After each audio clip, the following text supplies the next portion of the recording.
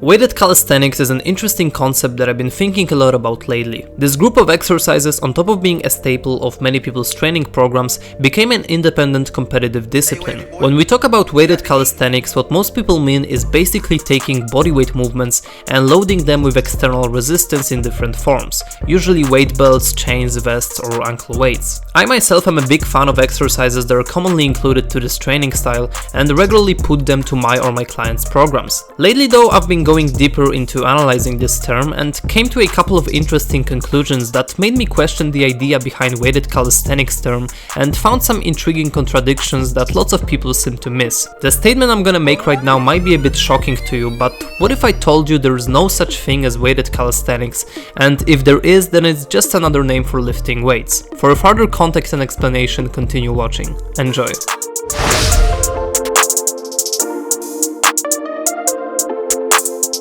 Now, to discuss the topic of weighted calisthenics, first we have to establish what is calisthenics unweighted, however that sounds. Do you remember one of my latest videos about assessing level? Well, the issue that has complicated that task is ready to do it again. The well-known to all of us calisthenics does not have a solid definition, and that's the source of all kinds of problems when discussing these kinds of topics. Most people asked will probably very briefly and sure of themselves respond exercising with bodyweight only, without any deep diving into it, which is, by the way, totally okay. It's not like it's some crucial knowledge, and not everyone is such a calisthenics nerd like I am. I let myself look to Wikipedia and some dictionaries, plus asked some of you on Instagram to find out what do you consider to be calisthenics. What I received were a little bit different from each other answers, but most of them assumed it's exercising by using bodyweight as a resistance. Some of them included a very important, as you're gonna see later on, point, which is basically an assumption that the exercises done in this manner will make us stronger, thus have to provide certain intensity. Now I'm gonna take you through my interesting and maybe a little bit controversial thought process in regards to weighted calisthenics term. I want you to pay attention and critically analyze what I'm about to say, as the discussion is very nuanced and probably heavily dependent on individual interpretation. Depending on the exercise, due to factors like angles, points of force application and involved joints, when doing bodyweight movements we use different portions of our body weight. To give you a bit of context, for most people in push-ups it's about 60%, in squats 70% and in pull-ups around 95%. The difficulty of them, like everything else, is very individual. For some people bodyweight push-ups are too challenging, while others barely feel any resistance when doing them. Now, because we don't have a specific percentage of bodyweight established that would classify the exercise as calisthenics, plus the difficulty and intensity are totally subjective and dependent on a person, we can assume that in fact any human body movement performed against gravity is calisthenics. From this statement it's easy to deduct that, for instance, leg raises or YITs are bodyweight exercises, and I think at least in regards to the first one most of you gonna agree. You know what is also bodyweight exercise? Unloaded form flexion. Now, before you say that it's not hard enough, I want you to change the perspective for a moment. People going through rehabilitation are very often just able to perform a couple of reps of this exercise. Even though we only move the weight of forearm and hand, it's still the weight of our body, just much lower percentage than in push-ups or squats, but we still fight against gravity. Despite low resistance, for mentioned people it's still a strength exercise that in rehab terminology is known as free active exercise, and according to the Lovett test would be equivalent to level 3 out of 5. Obviously, for an absolute majority of us, the bodyweight forearm flexion is not intense enough, and that's why we add external weight to this exercise in form of, for example, a dumbbell. So what we do is taking bodyweight exercise that unloaded is too easy for us, and we load it with additional weight. What we get in result is dumbbell curl, the weighted calisthenics exercise. You see where I'm going with this, right? Any human movement that occurs is in theory calisthenics if it's done against gravity, and if we load it, then what we do is basically weight training, no matter if it's barbell back squat, weighted chin up or dumbbell curl. We always have to lift a certain part of our body and additionally the weight that is attached to it. So by this reasoning, weighted calisthenics is an oxymoron term. You either do calisthenics or weight train, and these two words rather contradict each other unless you use it as a weight training synonym. Now, Now, the forearm flexion example is obviously not applicable to a healthy population, and so I completely understand the argument against classifying this and many other movements as calisthenics. And while I would not call myself doing calisthenics by doing this, it's not easy to logically explain why. I tried to find out how we can change the definition of calisthenics so it makes more sense, but to be honest, the task was not an easy ride. Now, the first thing I thought about was a certain rep scheme exercise should stay in to classify, so if your max reps go beyond a specific number, the exercise stops being calisthenics as it doesn't provide enough intensity to be classified as strength training. I don't have to mention how hard this idea would be to apply, given everyone has a different strength level and endurance capacity, plus of course different ranges of motion. This attempt of individualizing the term would end up by hundreds of different definitions, which is obviously not a goal, as we want to find out some generally working solution. Then I thought about making it less subjective and establish a specific percentage of body weight that would be a threshold. So for example, if you lift more than 50% body weight in the most loaded joint, you would classify this exercise as calisthenics,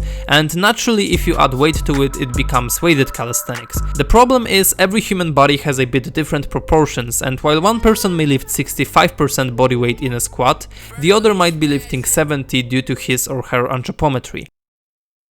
As you can see, the task is really difficult, but there is one more potential solution. The exercises often used in this context have one characteristic feature. They are mostly closed kinetic chain movements. Now, the subject of closed and open kinetic chains seem to be much more complicated, and I'm not gonna act like I'm a biomechanics specialist, but for the needs of this video I will quickly explain it in a simplistic manner. We're gonna talk about closed chain exercises when the hand for upper body or foot for lower body is fixed and cannot move. By applying the force, you cause movement of your body in space. In opposed to that, in open chain exercises, the hand or foot is free to move, and the rest of your body remains relatively stable. Okay, so if you think about it, according to this simple definition, apparently almost all commonly performed bodyweight movements are closed chain exercises. Looking at streetlifting competition, we got weighted dips, pull-ups, muscle-ups, and very often squats. So weighted closed chain exercises may be a good explanation of weighted calisthenics. However, when you start digging in, you will quickly realize that there is an issue with this thought process, as according to it, deadlift classifies as weighted calisthenics as well. While some federations and people in general include squat to the discipline, I have never heard of deadlift being used in any context related to calisthenics, but technically if back squat is, then I don't see a single reason not to include deadlift as well. The potential cause is that while bodyweight squats are a very popular exercise being familiarized from elementary school,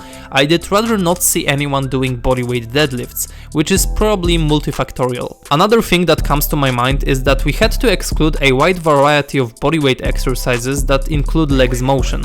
I'm talking compression drills and leg raises done with, for example, ankle weights, cause these are in theory open chain movements, just like doing a curl with dumbbell. As you can see, when you start getting into nuances, it's very hard to tell objectively what this term really assumes, and I would risk to state it's rather impossible.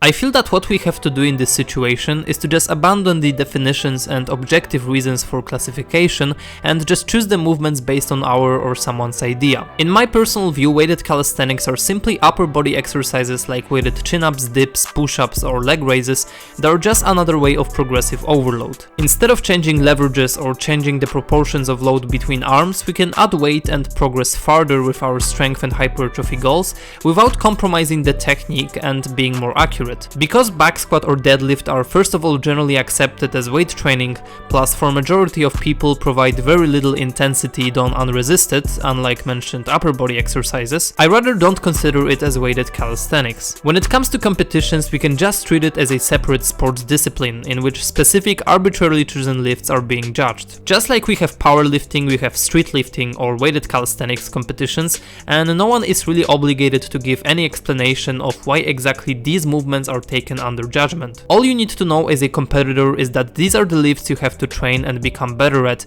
in order to achieve the best possible score.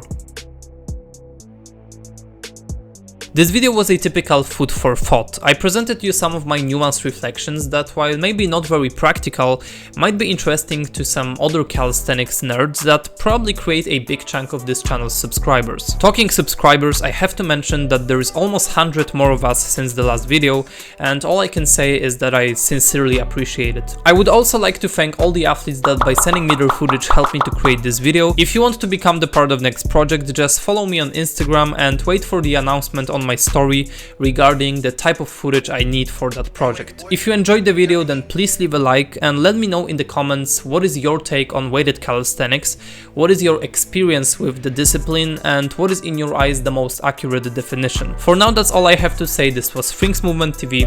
Talk to you next time.